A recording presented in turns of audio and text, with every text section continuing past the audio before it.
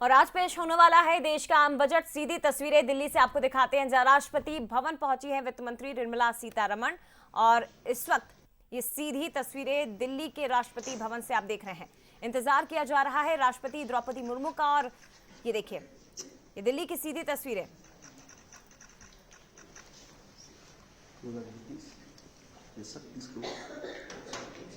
देश का बजट और मिडिल क्लास के लिए आखिर क्या लेकर आई है वित्त मंत्री निर्मला सीतारमण आज, या युवाओं के लिए क्या कुछ रहेगा खास। राष्ट्रपति भवन की ये सीधी तस्वीरें इस वक्त आप देख रहे हैं।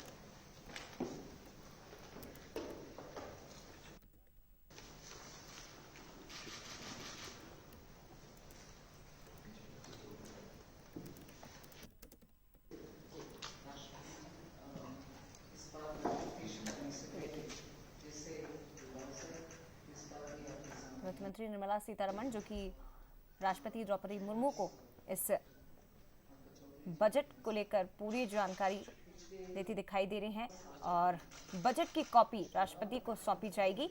उसके बाद यहां से सीधे पहुंचेंगे संसद भवन, जहां पीएम मोदी की अध्यक्षता में होगी कैबिनेट बैठक और फिर होगा बजट भाषण। तो ये सीधी तस्वीरें दिल्ली से इस वक्त आप देख रहे हैं। देखिए, राष्ट्रपति द्रौपदी मुर्मू को ये बजट की कॉपी सौंपी जाएगी।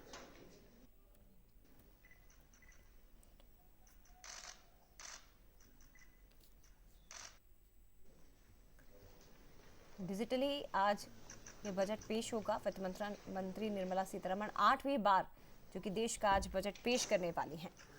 तो ये देखिए, क्या कुछ खास रहेगा, किस वर्ग के लिए क्या तोहफा लेकर आई हैं वित्त मंत्री।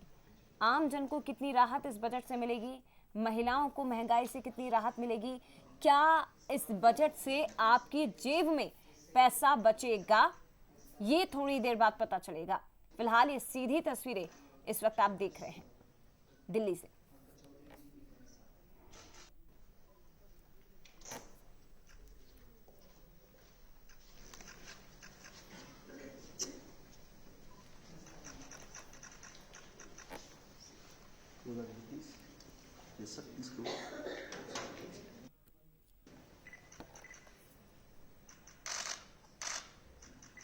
तो राष्ट्रपति भवन से सीधे निकलकर अब पहुंचेंगी वित्त मंत्री संसद भवन। यहां पर कैबिनेट की बैठक में शामिल होंगी, उस पर बजट पर चर्चा की जाएगी। कैबिनेट बैठक में बजट पर चर्चा होगी और उसके बाद 11 बजे आज देश का आम बजट पेश किया जाएगा। लेकिन बहुत सी उम्मीदें आज आम वर्ग लगा रहा है इस बजट से। इसके पहले जो चुनाव के पहले अंतरिम बजट पेश हुआ था, हालांकि इसमें मिडिल क्लास को लेकर कोई बड़ा ऐलान नहीं किया गया था। उस वक्त भी निराशा हाथ लगी थी। उस समय ये कहा जा रहा था कि शायद ये चुनावी बजट हो सकता है, लेकिन वैसा होता कुछ दिखाई दिया नहीं। हालांकि अब आज आम बजट देश का पेश होना है, और इसके साथ ही आप ये भी देखिए कि चुनाव भी होने हैं। दिल्ली में चुनाव होना है, इसके बाद अगले साल बिहार में भी चुनाव होने हैं। तो क्या ये बजट चुनावी बजट हो सकता है, ये भी, इस पर भी नजरें सभी की टिकी हुई हैं। लेकिन बड़े ऐलान इस बजट में कुछ हो सकते हैं, जैसे पेट्रोल डीजल को लेकर आम वर्ग उम्मीद लगा रहा है कि पेट्रोल डीजल शायद सस्ता हो सकता है, कीमतें इसकी घट सकती हैं। तो एक्साइज ड्यूटी में अगर कटौती की जाती है तो फिर पेट्रोल और डीजल की कीमतें भी घट सकती हैं। इसके अलावा ये भी बताया जा रहा है कि सोना जिस तरह से 80,000 के पार पहुंच गया है, 82,000 के करीब, और ये मिडिल क्लास की पहुंच से बिल्कुल दूर सा दिखाई दे रहा है।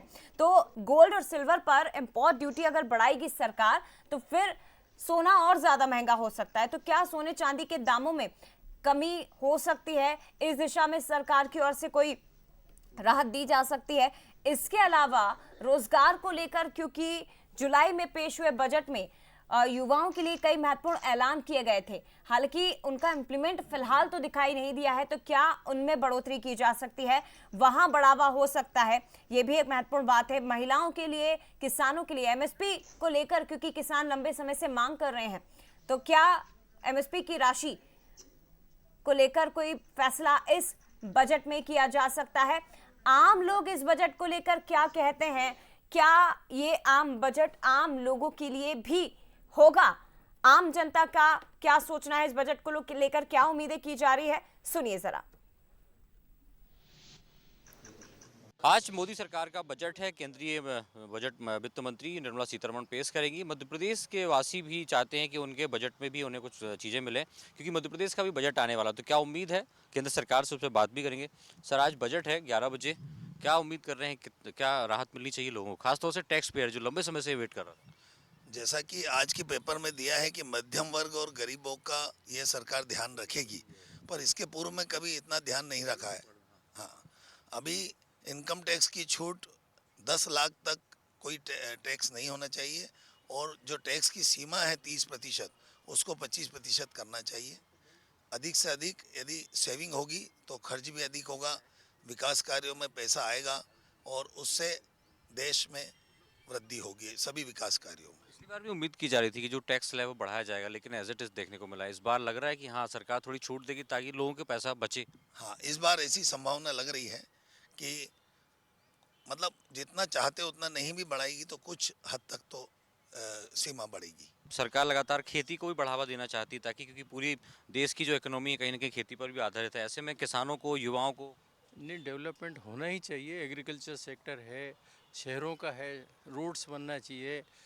मतलब ये डेवलपमेंट वर्क पूरा होना चाहिए, तभी हो पाएगा डेवलपमेंट। अदरवाइज क्या फ्री में बांटते रहो, मुफ्त में बांटते रहो, कोई काम करने को तैयार नहीं है।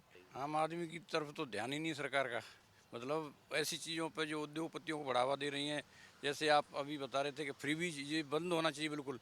चुनाव में इस तरह की जो प्रक्रिया अपनाई जा रही है वो बिल्कुल गलत है। देश के हित में आम जनता जो जीएसटी से उससे परेशान है, उसके बारे में तो कोई सरकार सोच ही नहीं रही है। उद्योगपतियों, पूंजीपतियों के लिए, उनके लिए, किसानों के लिए कुछ नहीं कर रही है। तो मेरा मानना तो ये है कि बजट बकवास ही रहेगा। भाई साहब, आप क्या उम्मीद कर रहे हैं। अब टैक्स स्लैब को चेंज करने की बात की जा रही है, उस पर ज़रूर काम करना चाहिए। डायरेक्ट टैक्सेस, इनडायरेक्ट टैक्सेस की मार बहुत ज़्यादा है।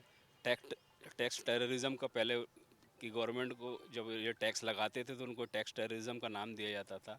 आज सेम स्लैब उनके जो पुरानी गवर्नमेंट चलाती थी वही टैक्स स्लैब अभी भी ये लोग चला रहे हैं। इसमें ज़रूर से ज़रूर चेंजेस होना चाहिए।